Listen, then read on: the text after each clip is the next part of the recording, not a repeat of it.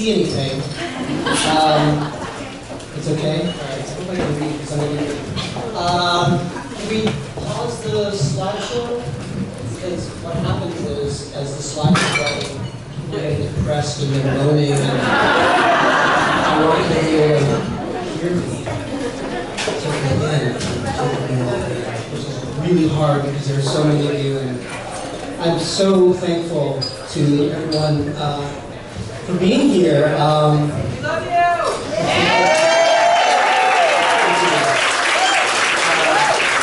I'm seriously overwhelmed. I'm kind of like half dissociated right now, but I'm coming back in my body. I'm gonna be reading from the introduction. I'm gonna read for about 15, 16 minutes. So I won't keep you that long, and then we'll make some reading and all that stuff. I want to say thank you to Housing Works for hosting this, and my agent, Anthony Matero, could not be here tonight, but I'm saying thank you to him. He reached out to me. No agent wanted this book, and Anthony came to me. They all thought it was too small, too limited. So thank you to him in his absence at HarperCollins. Denise Oswald took the book on and really supported my vision for it. I can't see you, and really got my vision. And again, this book was not an easy sell. Nobody wanted this. Denise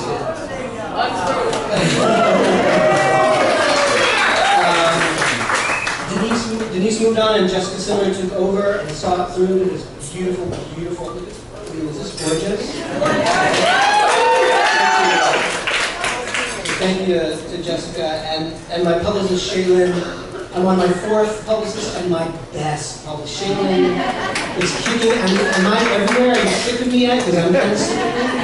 And that's, is she still there? Thank you. Thank you, Shaylin. My mom's here.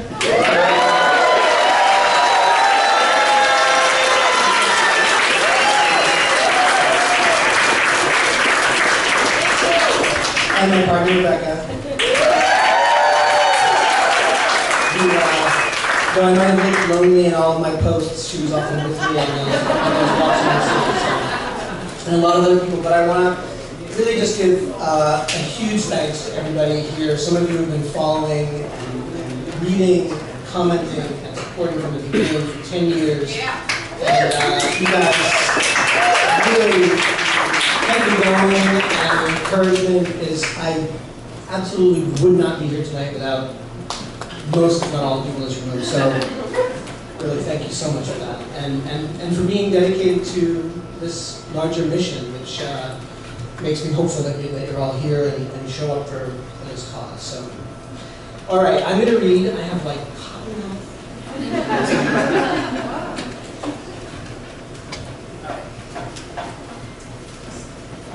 good one to stop on.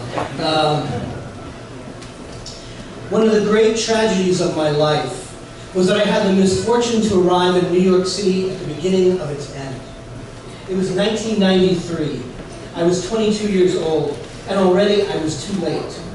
I had missed the city's every heyday, the rambunctious punk years of the 1970s and 80s, the beatnik days of the 50s and 60s, the glorious wartime 40s, the radical lefty 30s, the bohemian 20s and 10s, all the way back to the countercultural era of Walt Whitman carousing and espousing a fast beer cellar in the 1850s. I miss it all. Over a century of the best of New York, thanks to 2 uncontrollable facts of my birth: its year and geographic location. But we cannot choose our time or place. I'll move around the light. We cannot choose our time or place, and I hurried to the city as soon as I could, unaware that the early 1990s was quite possibly, this cover is so beautiful.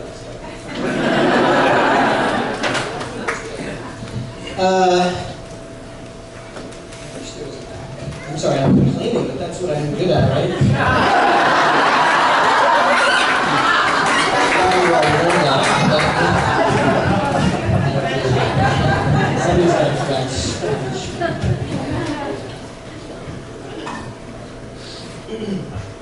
All right, but we cannot choose our time or place, and I hurried to the city as soon as I could, unaware that the early 1990s was quite possibly the worst moment to get attached to New York. It was like falling crazily in love with a 93-year-old, too blind to see that she was fading. I was Harold in New York, my mom. The city looked so alive, filled with creative vitality, still untamed and rough around the edges. How could I not believe it would last forever? I allowed myself to fall as if we would have all the time in the world together. That experience of having missed out, along with its attendant emotional cocktail of anger, grief, and bitter disappointment, surely helps drive everything I write on New York and its vanishing. On this topic, I am not dispassionate. I am biased and prone to nostalgia. You should know that up front. Well, the New York Times called me a curmudgeon with a penchant for apocalyptic bombast.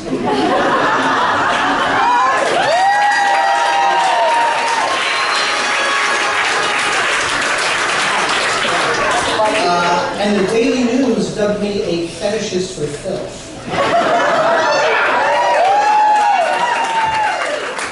I come to New York a romantic. Woody Allen's Isaac Davis in the opening of Manhattan, idolizing and romanticizing the city all out of proportion. Like him, I've also struggled to find the right tone for my book, something profound, not too preachy or angry. But how can I write about the death of New York, the greatest city on earth, without shaking a fist? New York deserves preaching and anger, romance and nostalgia. It deserves a passionate, furious defense.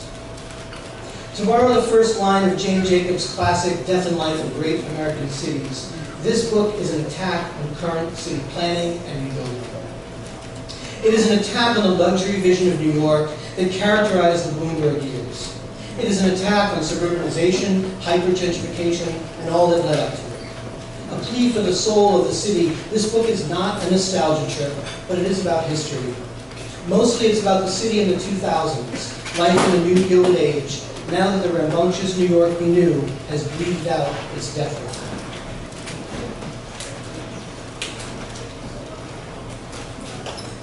Reports of New York's death are not greatly exaggerated, though some would argue otherwise, insisting that the city's undomesticated heart still beats in far-off corners of Brooklyn and the Bronx, that you'll find a faint pulse in whitewashed Manhattan if you look hard enough. These insistent optimists, deep in denial, point to any trace of the old town and say, there's New York.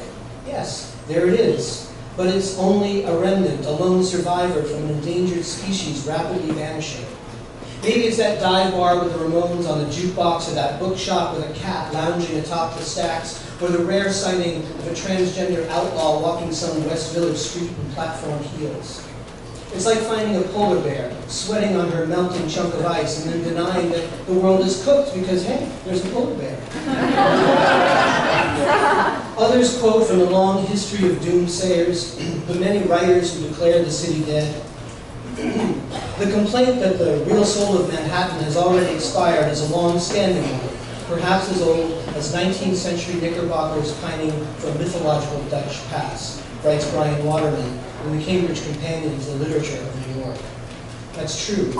But has the complaint ever been made by so many, so relentlessly, and with such passionate certainty as it is today, and with so much evidence to back it up?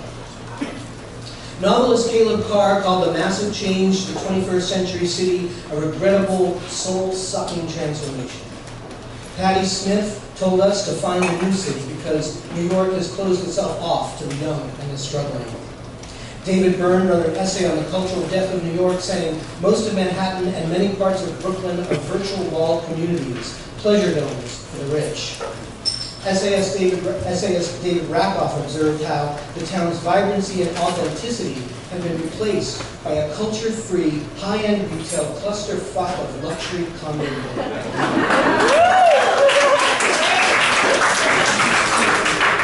Responding to all this, the counter-argument goes, but it's safer. The streets are clean, and we have great restaurants. In The New Yorker, Adam Gopnik summed it up. New York is safer and richer, but less like itself. An old lover who has gone for a facelift and come out looking like no one in particular. The wrinkles are gone, but so is the face. For the first time in Manhattan's history, it has no bohemian frontier. I could go on with pages of similar quotes, all from the past decade or so, a chorus of voices from literature, art, new media, journalism, all making the same argument. At the beginning of the 21st century, the city changed in what felt like an instant, and the change wasn't good. In short, New York has lost its soul. The place is dead.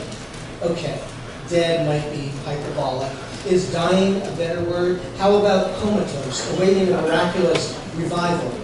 Maybe this shift is just another phase in the city's long and ever-changing evolution. But whoever thought New York would have a soul this period?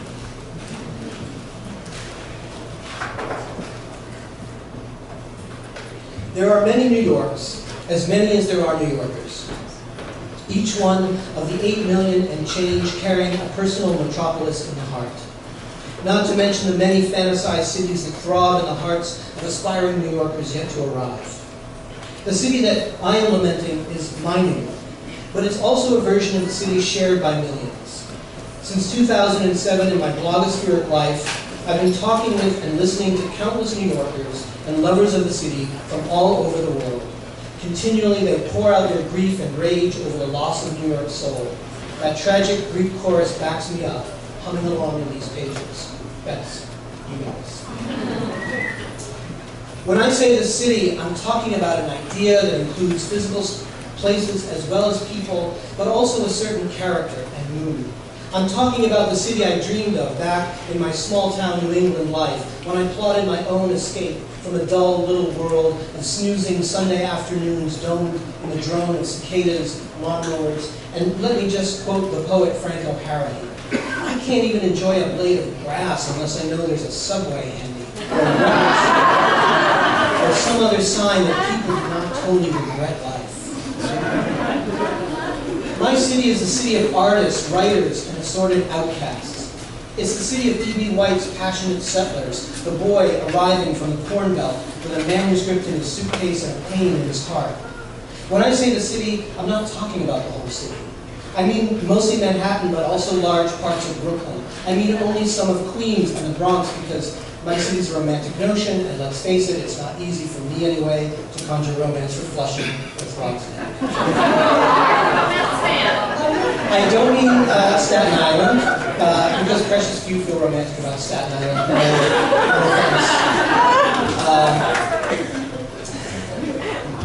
Though the ferry is delightful, especially on a hot, humid summer day. The city that I'm talking about is the one that throughout history has been a beacon to dissatisfied and desperate people, whether they were escaping from Peoria or Flatbush or Old San Juan.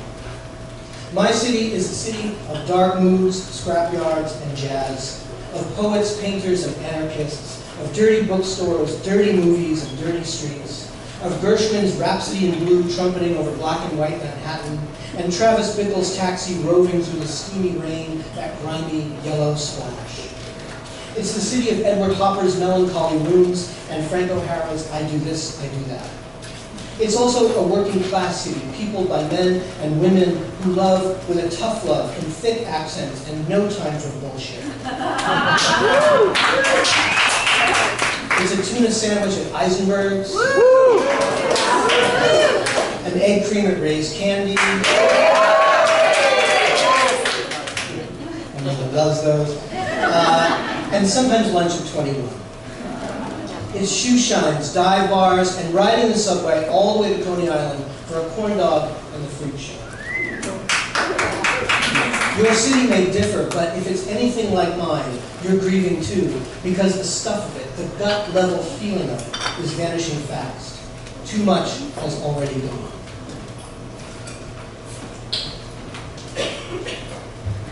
We all have our own lost city. If we stick around long enough, we lose the city of our youth, our dreams, and foiled ambitions.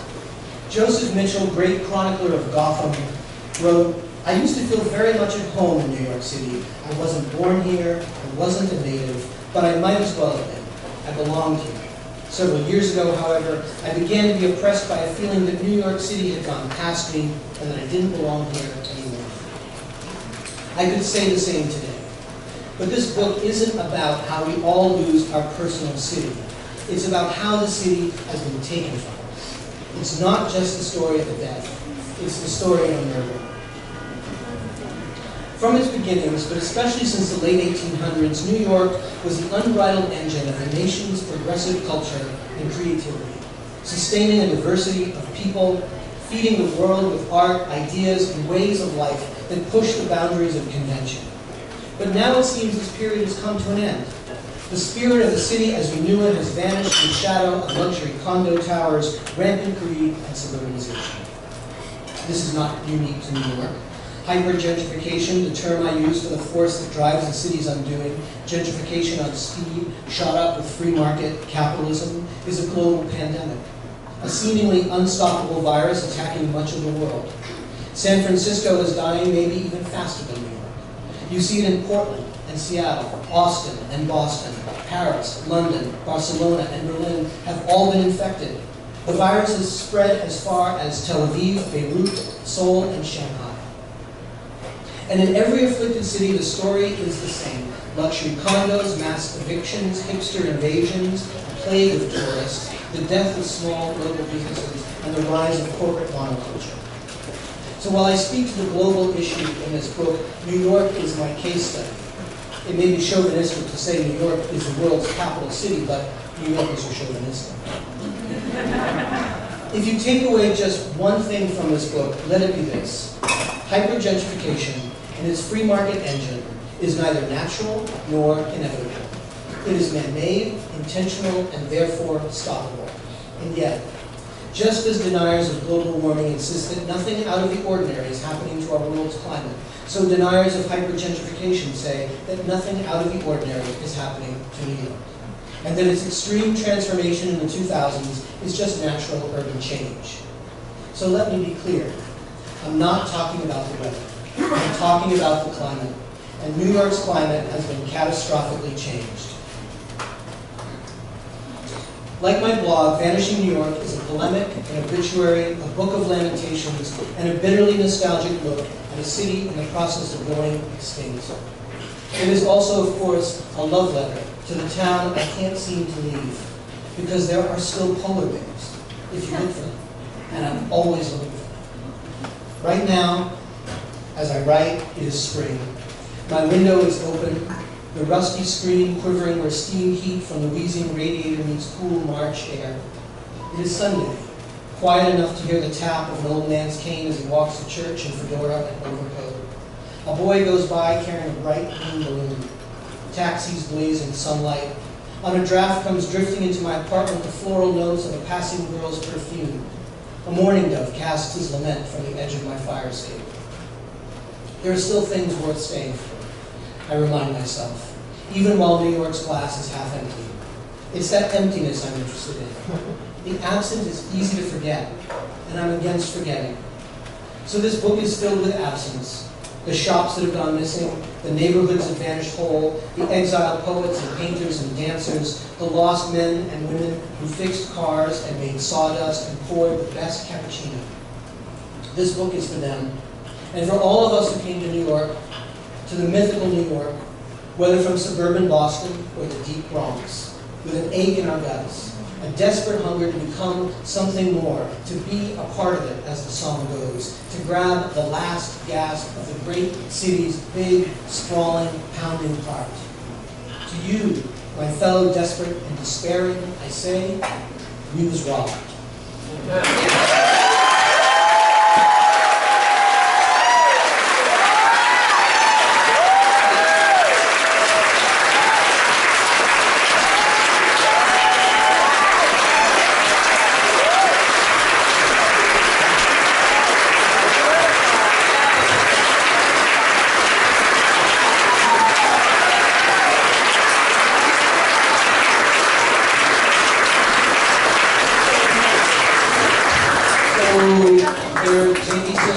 Free beer, wine, and water, and oh, there's Q&A? Okay, Q&A. All right. Is anybody in charge of the Q&A? All right, who has a question? Slide? House slides?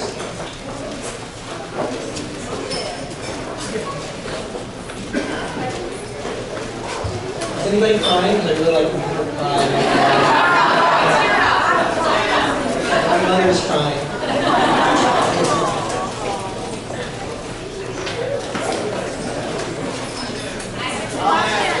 Yeah, yes. What's the name for flushing? Because that's where the vents are. Sorry.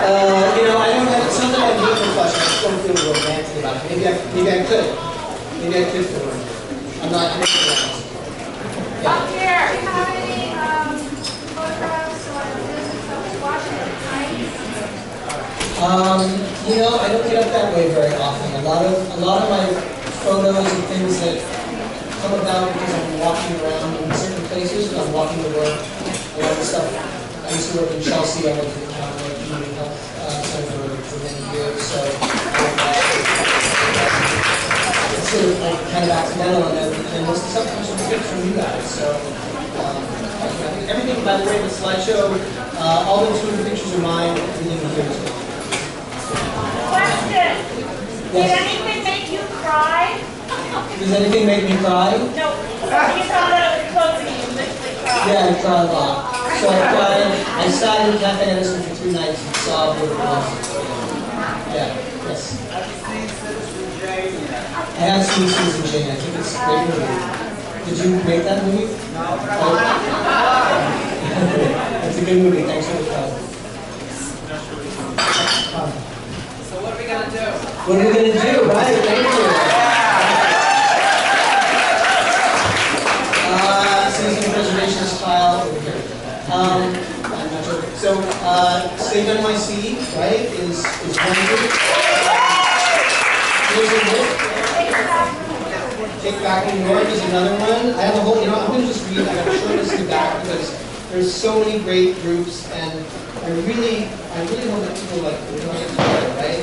ASAP, Artist Studio Affordability Project, Bowery Alliance of Neighbors, Brooklyn Anti-Gentrification Network, Coalition for Chinatown and Lower East Side, Crown Heights Tenant Union, El Barrio Unite, Equality for Flatbush, Fierce, Greenwich Society, Greenwich Center for Historic Preservation, Historic Districts Council, LES Dwellers, New York Communities for Change, New York's for Human Scale City, Queens Neighborhoods United, White City Alliance, Save NYC, South Bronx Unite, Take Back NYC, Uprose, and many more people are fighting this, and you know, join Save NYC on Facebook, and we're hopefully going to have some meetings with, actually get stuff going. Icon Tenants United. Yep. And 2 stores within 6 months. Our two guys to be about 14,000 a month until we get coffee shop. 14,000 a month. And we're the hardware store with outlet. 26,000 a month. 26,000. I just want to put Sal Albany, just want to point you out, you're here. Sal's going to know. When you look at my interviews, and Sal takes no money from real estate, right? Because so many of his first order of business is to pass the Small Business Job Survival Act. So, put your money to Sal and support him. Yes.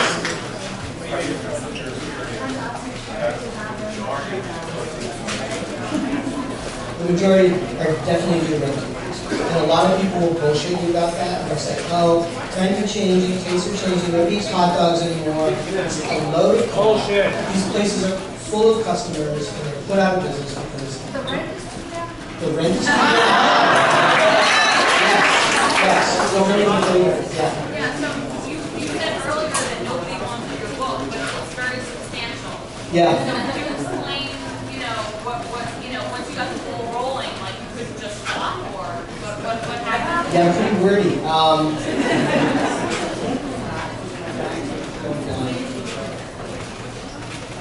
Yes.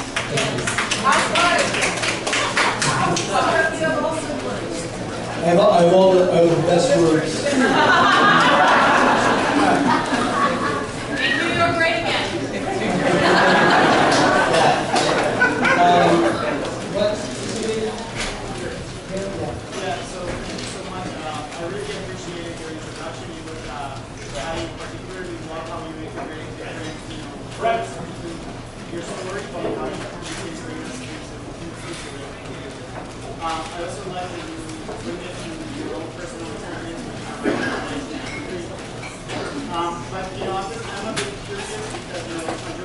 audience here, as being like a full, it's mostly like white folks, which is great, that we are all part of this form of an alliance. They're all allies.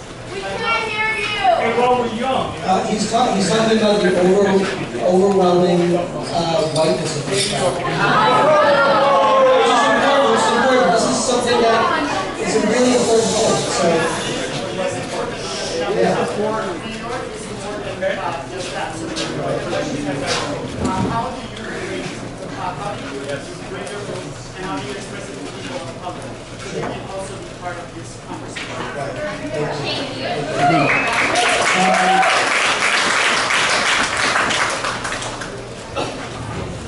A lot of what I write about in the book is the racist underpinnings of gentrification and what we're seeing, and that when you go back through history and you go back through